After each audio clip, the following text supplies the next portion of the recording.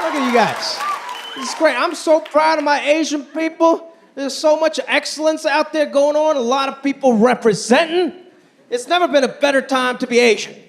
I say this every year, I know. But truly, this is our time. I mean, come on, we got BTS now. Come on. That's us, that's our people. They're doing it. I'm so proud of them, man. Biggest band in the world, probably ever since the Backstreet Boys, and they don't even have to speak English. I love my BTS, man. Even white people know BTS now. That's progress. That's progress. I had a 15-year-old white kid come up to me trying to explain to me the different members of BTS. He was like, oh, this is Jungkook. He's kind of like the lead singer. And that's Jimin. He's really cool, and he also raps. I'm like, dude, they look the same to me. I didn't want to say it. I couldn't say it as an Asian person. But they all just look like me with pink hair. I can turn the whole show to a BTS concert right now. All right? Yeah, this is Jimmy. This is Jimin right here. You don't know. You don't know. You don't know. You don't know. Smooth like butter. No, I'm not gonna do that. I'm not gonna do that. I'm not gonna do that. I love my people, man. I love BTS. You guys probably heard in the news, they gotta go to mandatory Korean army. Right? The most popular people in the world. They gotta go sign up for Korean military. That's some gangster shit. Imagine how scared you'll be when you encounter BTS on the battlefield. You're in battle, you're already kind of shook. You're in a field of grass, and a little puff of pink hair just pops up. You're like, yo, what the fuck was that? Is that a unicorn? And then 6 more pink hair pop up. You're like, we're surrounded! And the last thing you see is just this. That's some gangster shit.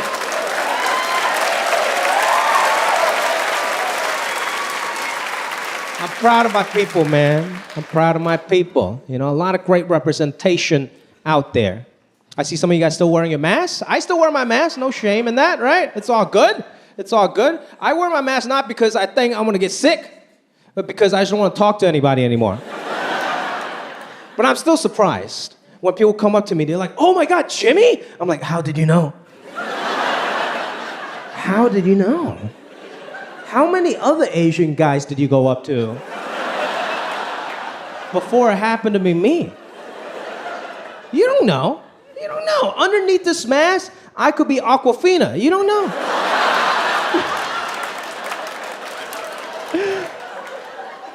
And look, I'm not saying that all Asian people look alike, okay? I'm just saying that me and Aquafina look alike. And we both look like we should be in BTS. Love all the representation out there, man. But it's not just celebrities. I'm very proud of the everyday people out there representing. That's the important part. You know what I mean? No. I'm very happy for this one particular person. I'm really happy for that old Chinese lady in Chinatown who's been wearing a mask since 1995. Her life just suddenly made sense. Before the mask mandate, everybody looked at her as like, ugh, why is she wearing a mask? That's so random. She's not random, she's a fucking trailblazer, okay? She started wearing a mask, now everybody has to wear a mask. She's like the Kendall Jenner of Chinatown. She must have been so happy when this mask mandate happened, just laughing at everyone. It's like, look at you idiots. I told you to put on a mask. No, the CDC follows me. She was prepared. She didn't just have a mask. She had gloves on from when she's driving. She had the full face shield that comes down looking like Daft Punk. That's my girl right there, man. Asian people, we're ready for this shit. Social distancing, we've been doing that for centuries.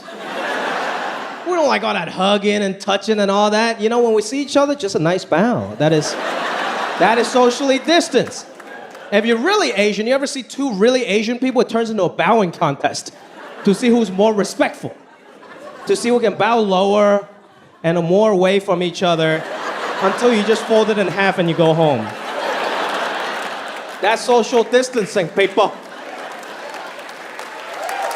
right. That's right. If the pandemic has taught us anything, it's everybody should be a little more Asian. A lot of people in this country, Americans, like, we're not ready for this. All the rules, we're rebels, man. We don't like following rules. People are like freaking out. They're like, mask mandate? No. I'm like, dude, it's just a mask. Just put on a mask. They're like, it's not just a mask. It's the government. Yeah, it's the government. Fear-mongering. I'm like, what is that? They're like, yeah, it's fear-mongering. They want you to be scared of everything, so you're obedient, and you're scared, and you follow the rules. I'm like, oh, that's called fear-mongering? Then my mom must have invented fear-mongering. Huh. I didn't even know that's what it's called. Ever since I was 5 years old, my mom had me believe that anything I do would make me sick. You go outside without a jacket, you get the flu. You go to bed with the fan on, pneumonia. God forbid you fall asleep with wet hair. You don't even wake up. That's it. You're dead. That's it. You're dead. That's fear-mongering, man.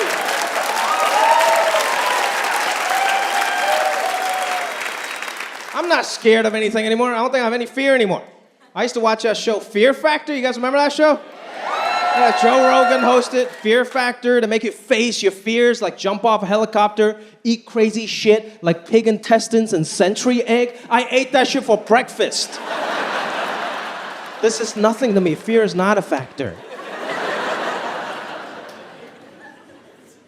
I do remember when I was like 10 years old, little boy, I was very scared because there was this one kid, pretty sad story. In my class, he had childhood leukemia. And then he lost all his hair to chemo and everything, looking real frail. And I was really scared. I was like, oh my God, is he gonna be okay? And my mom, she's a great mother. She saw how scared I was. So she came up to console me. She was like, Jimmy, you see, this is what happens when you play too much video games.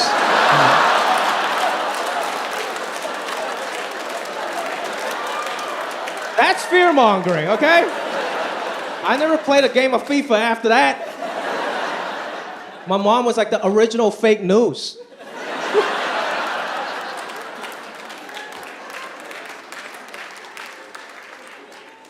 It's good to see everyone here, man. I think collectively as people, we all been through a lot in the last few years, man. You know? It is recent history. I don't know if you guys remember this. Just 3 years ago, there was a movie called The Great Wall, starring Matt Damon. It was a real movie. It was Matt Damon in ancient China fighting dragons and shit, and everybody spoke English. It's like, what the fuck is this? But you gotta understand, I'm not mad at Matt Damon, okay? He's an actor. That's what he does for a living. That's how he gets a check. I get it. If somebody would have offered me a lead role in a movie called Mount Rushmore, I would play the shit out of George Washington, you know what I mean?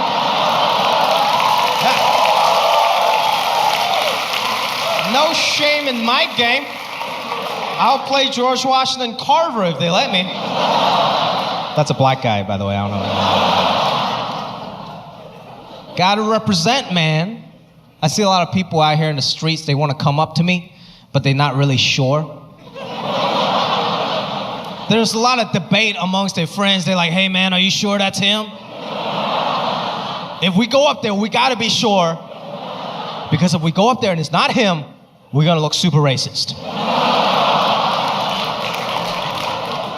Are you sure that's not Ken Jeong? I don't know, looks kind of like Ali Wong, I don't know. And they come up to me, it's always like the first thing they say, like, hey man, aren't you that dude Jing Yang from that show Silicon Valley? And I was like, thanks. I'm like, yeah, thank you, I appreciate that. Yeah, I am. And then they're like, oh shit, I didn't even know you speak English in real life. Like, it's called acting, motherfucker. Like, did you really think Matt Damon was Chinese? Like, what's wrong with you? I don't know what the disconnect is. Like, if a white actor does a British accent, he's a thespian. He wins an Oscar. If I do a Chinese accent, I'm automatically from the old country. Representation matters, man. A lot of Asian people coming up to me, very proud, very nice. They're like, Jimmy, thank you for representing the Asians, man. I'm like, hey, you're welcome. But you do understand it's not really a choice, right? Like when you wake up Asian, you can only represent Asians. I couldn't just wake up one day and be like, fuck it, I'm representing Nigerians today. I'm very proud to represent the Asians, but at the same time, there's so much pressure. Like nobody ever went up to Matt Damon and be like, hey, Matt, thanks for representing the whites. Sounds weird. That's like a different conversation for some reason, you know? If somebody came up to me and be like, hey, Jimmy, I'm representing for the whites, I would leave that town immediately and never come back.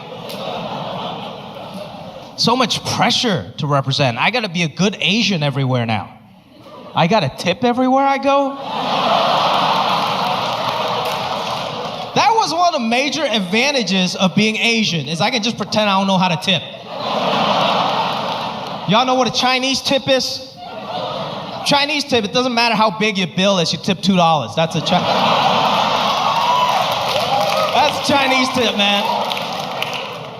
Now I gotta tip 20% everywhere. I gotta give every Uber driver a 5-star rating just so I can be a good representative. Everywhere I go, I gotta represent. Even day-to-day shit. Even the bedroom, I gotta represent. After I hooked up with this one girl, this is what she said to me. She was like, Jimmy, I don't know how to tell you this, but you're the first Asian guy I've ever been with. I'm like, okay. What do you want, a fortune cookie? Like, what do you want?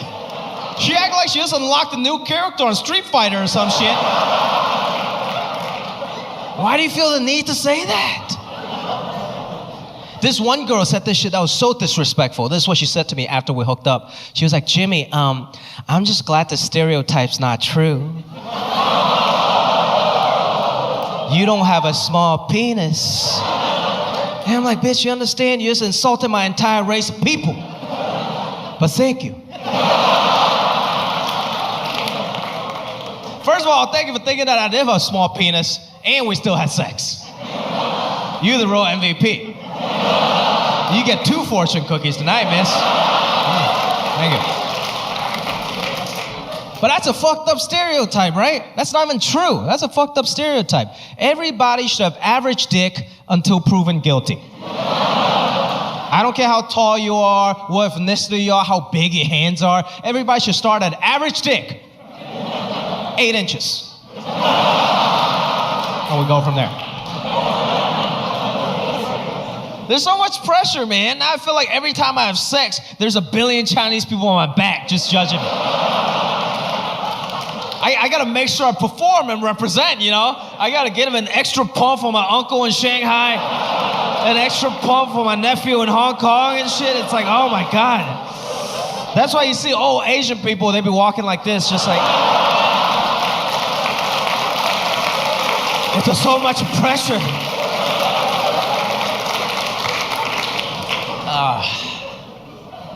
I love old Asian people, man. Yeah. Old Asian people are the best. But why are all old Asian people always stretching in the park? Like, it doesn't matter which city and which park you go to. You wake up 6:30 in the morning. You see about 250 old Asian people all doing this shit at the same time. For like 3 hours. Like, what the fuck are they doing? And my dad was trying to explain to me, he's like, oh, they're warming up to do Tai Chi. I'm like, for how long? And ironically, Tai Chi is a warm-up in itself. So they're warming up to warm up for nothing. And I think to a lot of Americans, like people think that Tai Chi is some like exotic Chinese secret, some Oriental art. No. Tai Chi is just exercise for people who are too old to exercise. Let's not exoticize these things, you know? It's actually super simple to do Tai Chi. I went to the park, watched those old people for like an hour, and I learned how to do Tai Chi. Very simple. All you gotta do is 2 things. All you gotta do to do Tai Chi is pretend you're wiping down a window and getting a blowjob at the same time. You guys seem skeptical. Allow me to demonstrate. Very simple. All you gotta do, you get in your little stance, right? Okay? And then you wipe down a window, and now you get a blowjob.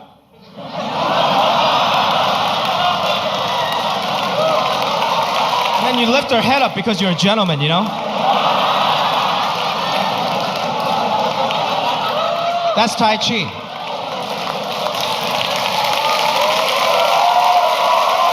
Hey, thank you. Let's not exoticize these Asian things. They're just old people reminiscing about the days when they got sucked off. That's it. You gotta take advantages of all these like Asian stereotypes. You know, if people's gonna exoticize us, that's fine. Whenever somebody asks me to do something I don't want to do, I just make up a fake Chinese holiday now. It's like, hey Jimmy, can you help me move next Monday? I'm like, Monday?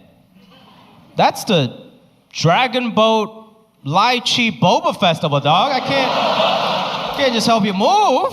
My grandfather died for that shit, you understand? In our culture, food is love. I love cooking for my girl. We love cooking together. Food is love. That's why I hate watching all these reality cooking shows where they make food so freaking stressful.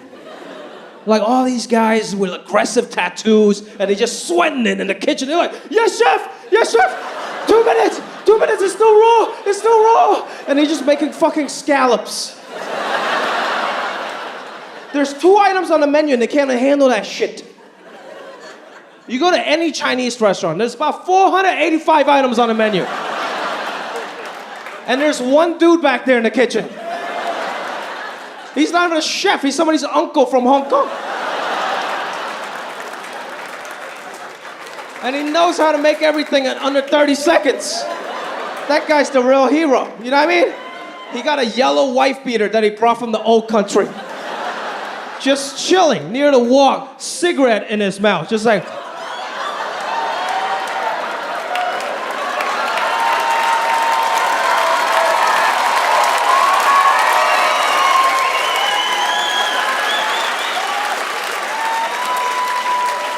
That guy's a gangster, man.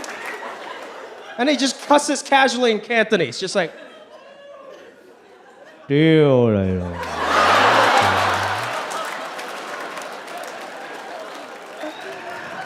Any of you guys speak Cantonese here? Couple of you guys. I was born in Hong Kong, that's my first language. I love that language, right? I think it's the most fun language to speak because it's the most fun language to cuss in. In Cantonese, you can just like low-key casually cuss. Like you go to Chinatown, you see like a nice old man walk by. He would just be like,丢你老母冚家鏟啊. Right, that sounds really nice, right? But what he actually said was like, oh, fuck your mother and hope your whole family dies. That's Cantonese, man. You gotta love it. You gotta love it, man. In a relationship, I think it's important to know how you convey love, but it's just as important to know how you receive love. You gotta be vulnerable and let your partner do nice things for you. See, I'm not very good at that. I'm terrible at like directly asking for things that I want. So instead, I just drop little hints. That's called being passive aggressive. Don't do that. Don't do that. Like for example, I love watching these YouTube videos of Japanese housewives making bento boxes. It's very nice, very cute. It's like a little ASMR, you know? And it's just really nice. This Japanese woman wakes up at 6 a.m. every day to make her working husband a bento box. But I can't ask my venture capitalist girlfriend to make me a bento box. I'm not an idiot, I'm a sugar baby. I know my role. So instead of asking her directly, I just drop little hints. Like we'll be sitting on the couch together. I just pull out my phone and pretend I accidentally stumbled onto this video. I'm like, oh, what is this? Bento boxes? Oh my God, it's so cute. What is that, like a rice ball shaped like a panda? Look. Wow, so she makes this every day for him? Wow, she must love him so much. I thought I was being slick. until she came out to one of my shows. And she heard this joke. And she was really upset, man, and rightfully so. I was just up here talking shit, right? We went home, we got into a big fight. She was like, babe, that's bullshit, okay?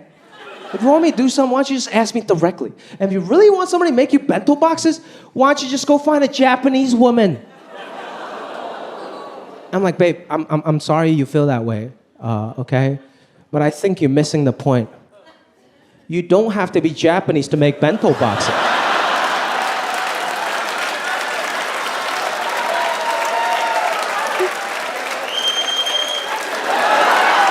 That's right. That's right. So now I'm making her bento boxes every day. That's how I show my love. You gotta love the people around you. You gotta be nice to the people around you. Your partner, your family, your friends. You gotta keep your day ones around, man. You know, everybody when I was coming up in the game, they gave me this advice. They're like, hey, Jimmy, you wanna be successful? Hang out with successful people because birds of a feather flock together. That's right, man. That's right. You guys heard this before, right? It's fucking bullshit, okay? Successful people are so boring. I hung out with successful people. They got a successful job. They got a successful family. They don't have time to hang out with your mediocre ass. So my real advice to everyone is to find yourself more loser friends. That's right. That's right. That's right. I see some of you guys clapping. The ones that are not, you're probably the loser friend, which is fine. I love you. I love you. I love all my friends, man. All my day ones. I used to live in a one-bedroom apartment with 3 comedians. Yeah, ain't nothing wrong with that. I was proud of that. It was all good. They're still my close friends. One of my best friends, his name is Guam Felix. Yeah, he's a comedian. He's named after the island he was born on, Guam. Like, you know you kind of hood when you name after the island you were born on. Like, if I came out tonight and they introduced me as Hong Kong Jimmy, I'll probably be selling drugs outside, you know what I mean? But Guam's one of my greatest friends, man. He's just a good dude. He's just a happy-go-around guy, you know? He crashed in my living room for months. And I asked him, like, hey, Guam, you got any plans? You gonna go get a job or something? He was like, nah, dog. I wanna get on that government disability, homie. And I'm like, okay, are you disabled? He was like, yeah, I think so, dog. I threw out my back when I was 19, homie. And I'm like, okay, you're 42 right now. I don't think that's gonna work out for you. See, Guam is great. He lives by the creed where anything good that happens to him, he makes sure to thank God, right? That's great. And anything bad that happens to him, he makes sure to blame the government. It's a great way to live, that when you take zero personal responsibility. Like, he'll say shit like, oh, damn, they gave me a speeding ticket and took away my license, dog. You see, that's how the government fucks you. I'm like, no, I'm pretty sure that's how you fuck yourself. And then on the positive side, he'll say things like, I just want to thank God because he let me stay with you, dog. I'm like, no, you should thank me, motherfucker. I let you stay with me.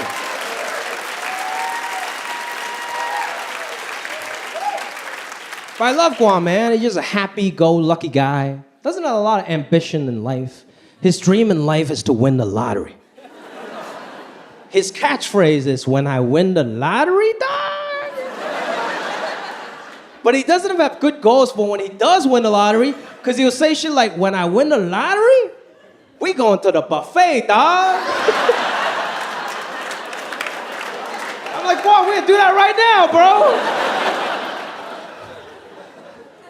But Guam was a man of his word. Not only would he buy lottery tickets, he stood in line in every single game show in LA to try to win his lottery.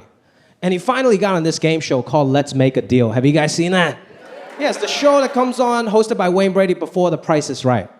But in order to get on that show, you have to wear a costume. And Guam is like a big Pacific Islander, brother. So his costume options were limited. He could either be Moana or The Rock, you know?